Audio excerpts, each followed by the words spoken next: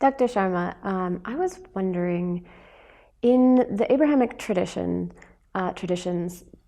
God is typically seen as omnipotent, omnipresent, and omniscient. And I was curious about the Hindu tradition, whether with the law of karma, the idea that, you know, human beings are responsible for, the sort of situation that they're in, and whether or not that law of karma has some tension with God's role in Hinduism as, kind of a powerful cause of things. How does the Hindu tradition square those two things? Yeah, that's a good question. There's, of course, a very commonsensical way of resolving this by arguing that praying to God is good karma. And if you do good karma, it pleases God. So you kind of have it both ways. But at the more formal level, the issue is addressed implicitly within the tradition. We have some extreme positions. I mean, one obvious way of resolving the tension would be to knock one of them off, either God or karma. And this actually happens in one school of Hindu thought, Mimamsa, which is regarded, interestingly, as perhaps the most orthodox school of Hindu philosophy. And its more severe version, it dispenses with God and enthrones karma in its place. It performs the same regulative role in the universe that God is supposed to. So that's one way of addressing the issue. The other is found in devotional Hinduism. And therein the argument is made that the law of karma is set in place by God. A person who makes the law can also break the law or even dispense with the law. And so some of the poet saints even address God and say that if you talk about my karma, then who is going to be fooled by this? Because you are the maker of the law, and so you can do what you wish in relation to the law also. Interestingly,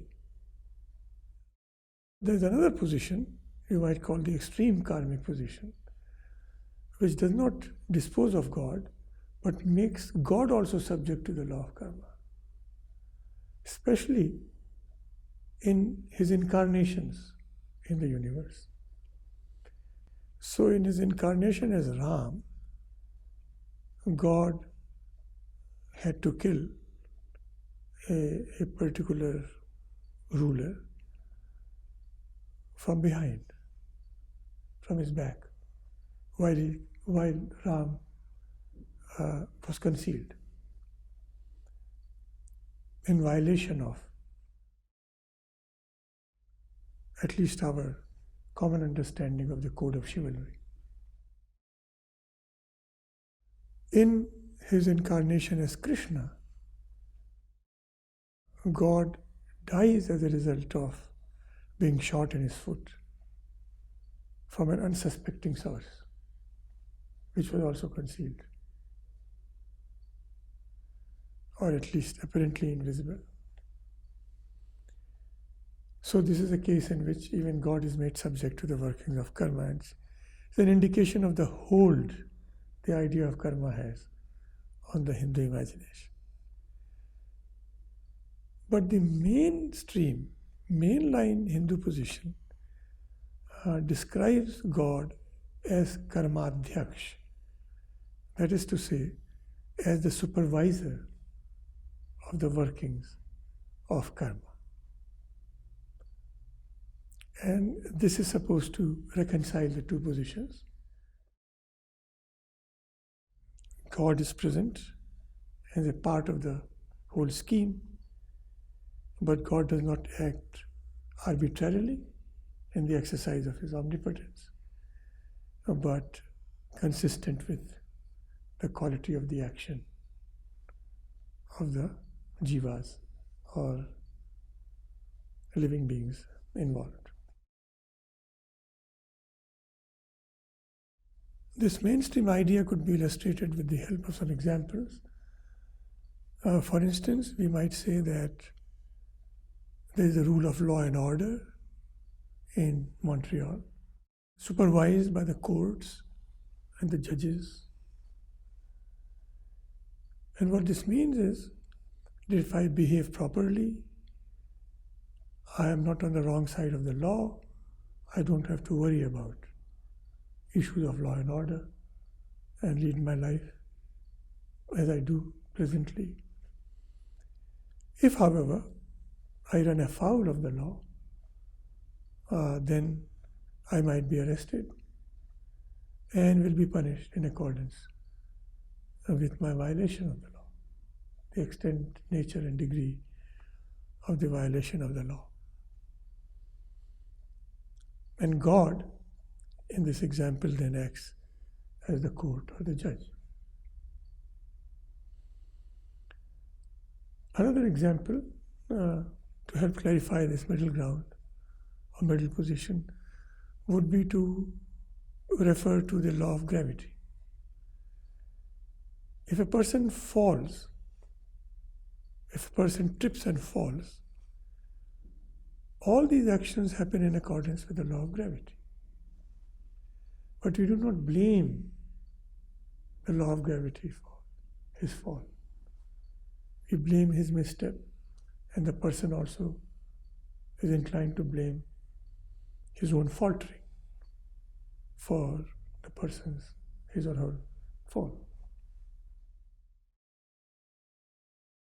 Here the idea is that while everything may be happening according to the will of God ontologically, individuals are responsible for their actions morally. And the idea of gravity, the law of gravity, in relation to the fall, helps us grasp the key concept involved.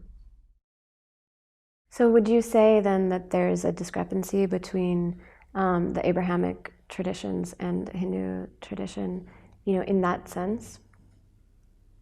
The difference between... Yes, but I think it can be exaggerated. Well, let me explain how. Karma, the idea of karma, creates a space for the individual to exercise his or her own will and to be rewarded or punished in accordance with the exercise of that will. Curiously, a similar arrangement also appears in the philosophical aspects of the Abrahamic religious tradition. The issue there is as follows, or the issue emerges as follows. If God's will prevails all the time, and only God's will prevails, then human beings are no better than automatons, and therefore incapable of offering God their uncoerced faith or devotion. The way God is conceived in the Abrahamic traditions is quite, the picture of God in those traditions is quite inconsistent with this kind of a position. So the philosophical position has evolved that God withdraws his omnipotence voluntarily in order to allow a sphere of for the operation of free will for the various individuals, so that their exercise of faith and devotion towards him represents their own free choice. So just as we have karma as creating a kind of a zone within the larger operation of God's will in Hinduism, you have a zone for free will, for the exercise of free will also created within the Abrahamic tradition in relation to the manner in which human beings may relate to God.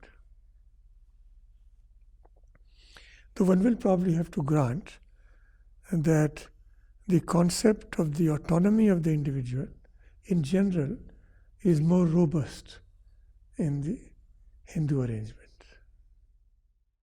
So we've had conversations before about God as author in Hinduism, and sort of seeing God as an author and of our circumstances in the world. And I was wondering how that view fits into the one you just described. Yeah, it's a very nice question. Now, if we take the view that God is the author of the universe, the way an author creates a novel, and we become like characters in a novel, then we are veering towards the position of God in devotional Hinduism, in which God has created these various characters and their interaction unfolds in the novel.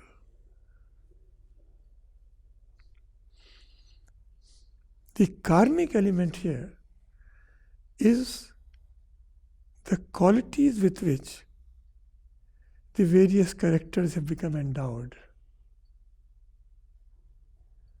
For instance, if you have a non-violent philosopher as a character, then it will be very unusual, unless of course the circumstances are portrayed in a way which justifies it, for such a person to be shown as violently killing somebody. So to that extent, the author is himself, or the author himself or herself is bound by the character with which it has endowed its character, or the nature with which it has endowed the character.